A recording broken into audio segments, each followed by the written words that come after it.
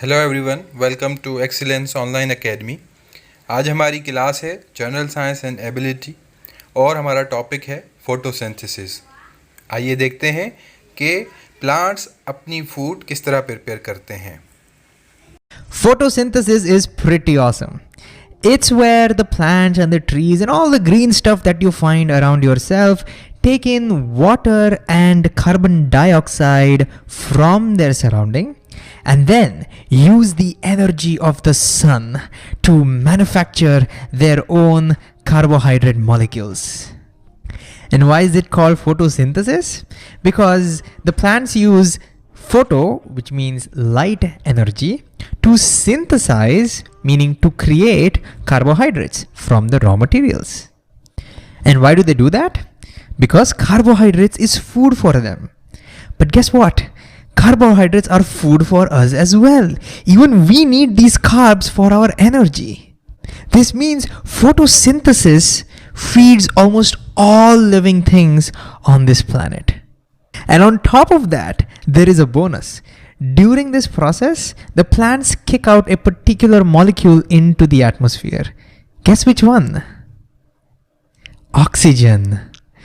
This means photosynthesis gives me my carbohydrates, my food, and it gives me oxygen to breathe. That's why I love photosynthesis. But here are my questions.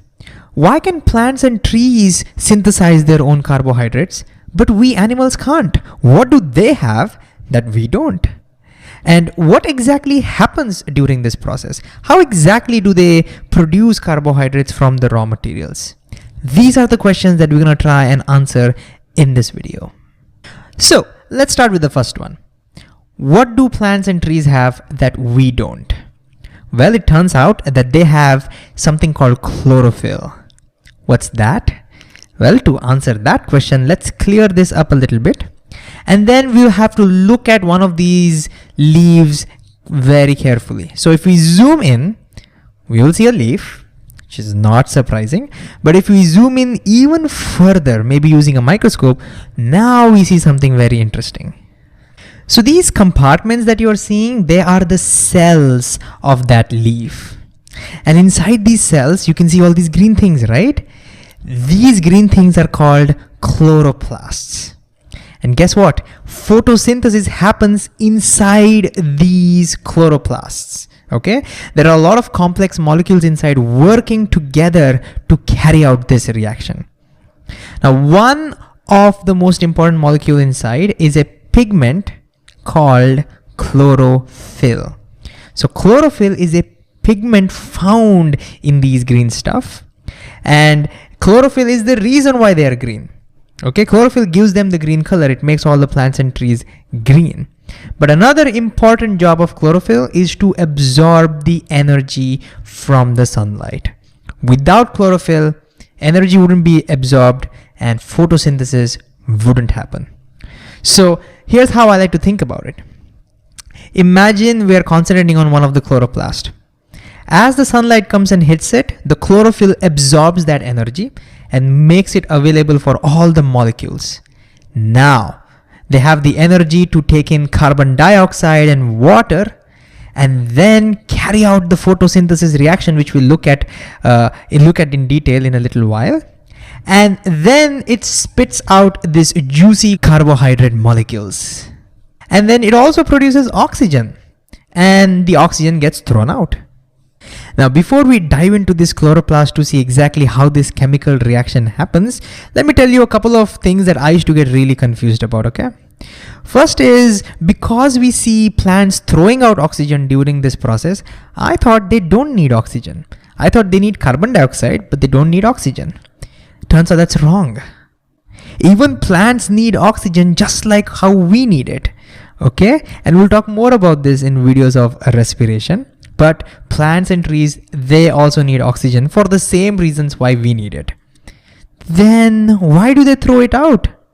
Well, it turns out that during photosynthesis, they create a lot of oxygen. Okay, so they keep whatever they want and the rest they throw out. So they don't throw out all the oxygen, okay? Only the ones they don't want, they throw out, and we are breathing that right now. Secondly, I should think this process only happens in the leaves, But no, they can also happen in the stem and the buds, and sometimes in the fruits as well. Okay, photosynthesis can happen in any part of the tree which is green, because any part which is green has chloroplast, and wherever chloroplast is present, photosynthesis can happen. So for example, you may have seen these green bananas and apples, right? Why are they green? Because of chloroplasts and chlorophyll. They can also carry out photosynthesis, okay? So not just leaves, but leaves carry out most of the photosynthesis. And lastly, what about this house plant, which is in my balcony, which has non-green leaves? Can they carry out photosynthesis? I used to think no, because they are not green, so they don't have chlorophyll. So they can't photosynthesize. But turns out that's wrong. Turns out that even these plants do have chlorophyll, and so they can photosynthesize. Then why aren't they appearing green? Well, because plants can have other pigments as well. Now, in most cases, where green plants are there, chlorophyll is dominating, and that's why we see them to be green. But in this plant, for example, the other pigments, like maybe the red color pigments, they are dominating. And that's why when we look at them, it looks a little purplish reddish. It doesn't mean chlorophyll is not there. Chlorophyll is there. Chloroplasts are there. They can also photosynthesize. All right. So now that that's clear, let's dive into this chloroplast and see exactly what chemical reaction is taking place. So let's begin by writing a chemical reaction for this process. How do we do that? Well, whenever I forget what's going on, I start by thinking about the products. Now I know that in photosynthesis, I get carbohydrate. Okay. This helps me remember the reaction. Here's how. See, carbohydrate has two words. It has carbo and hydrate. Carbo means carbon. So to manufacture carbohydrate, I need carbon. Plants need carbon. Where do they get that from? Well, they get it from carbon dioxide. That's how I remember carbon dioxide. Then they also need hydrate. Hydrate is water, right? Just like how we say dehydrated means loss of water. So they also need water. Oh, so plus H2O. So these are the two reactants needed. But of course, remember, to carry out this reaction, they also need energy from the sun. Photosynthesis, photo part is over here. Okay, so these are the three things needed. Now, what do we get? Well, let's see. Now, whenever we write this arrow mark, we put a chlorophyll on top of that to signify that, energy is absorbed by the chlorophyll. Without chlorophyll, this cannot happen, right? Okay, anyways, what do we get? We get carbohydrate, right? That's the major product. But how do we write the formula for carbohydrate? Again, I look at this. See, carbo means carbon, so there is a C. Hydrate means water, so H2O. This is carbohydrate, okay? But wait, carbohydrates need not have just one atom of carbon and one molecule of water. They can have 3 and 3 or 6 and 6 or any numbers they can have. All right. So there are many carbohydrates. So in photosynthesis, which carbohydrate do we get? Well, we get the carbohydrate in which there are 6 atoms of carbon and 6 molecules of water. That's also something we need to remember. Okay. So the one we get is where there are 6 of these. All right. And this molecule, this carbohydrate is given a name. It's called glucose. So photosynthesis gives us glucose. All right. And what else? We get one more product, which is that? A byproduct, which they throw out, which is that? Plus oxygen. And you will see in a second why I've colored oxygen this way. And here is our chemical reaction. But if you look carefully, you see that it's not balanced. For example, on the right, we have 6 carbon atoms. On the left, we just have 1. Okay, so we need to first balance it. And so, can you try balancing it first? Great idea to pause the video and see if you can balance this whole equation yourself first. Okay, hopefully you tried. So I'll just quickly go ahead and balance this. Since there are 6 carbon over here, we multiply this by 6. There are 6 water molecules over here, so I multiply this by 6 as well. Now let's look at the oxygen. The oxygen here is balanced, 6 and 6. But over here we have 12 oxygens. So this also will balance by multiplying by 6, we get 12. Now everything is balanced.